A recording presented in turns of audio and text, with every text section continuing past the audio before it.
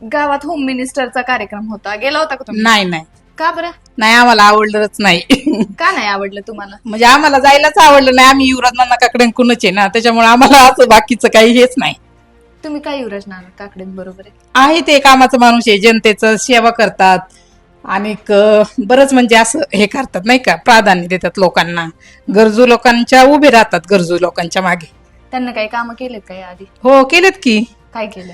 घरात रस्त्याचं काम केलं, परत दवाखान्याची कामं केली बरेच लोकांचं. मरता मरता आमच्या घरातली लोक वाचवली त्यांनी. नेमकं काय केलं? म्हणजे आजींना, एक आमची प्रौढ आजी होत्या, त्यांना म्हणजे मरणाच्या दारात होत्या, त्यांना त्यांना त्यांना म्हणजे पैसे दिलं आणि ते डॉक्टरांनी सांगितलं यांची गॅरंटीच नाही.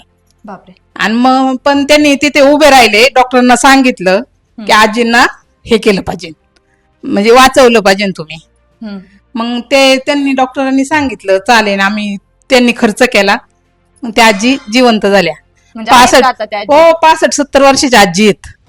आता बरे आहेत का? आता बरे आहेत, आता इथं नाही आहेत त्या तिकडे लोणीला गेलेले आहेत. ठीक आहे. मग यंदा मतदान कोणाला करायचं? युवराज नाना काकड्यांनाच करायचं. फिक्स आहे? फिक्स. आम्ही कुठं गेलो नाही आणि काय नाही, सगळी माणसं आमच्याकडची जात्यात ही करतात, पण हे कसं आहे, माणसं बोलतात पण जे करायचं ते नानांनाच देणार मत. नानांनाच देणार? हो, किती पण कुणी कुठं जाऊ द्या. मग देवदर्शनाला नेलं तरी नाही देणार? नाही, सांगता येत नाही लोकांचं कसं, कोणाच्या मनातलं काय, तुमच्या मनात काय ते मला सांगता येणार आहे का आता? नाही ना. हा, असं आहे. मग देवदर्शन केलं पाहिजे का गावचा विकास केला गावचा पाहिजे? विकास केला पाहिजे. गावात काय आपल्याला कुठं काय कमी आहे, काय, हे लक्ष दिलं पाहिजे लोकांनी.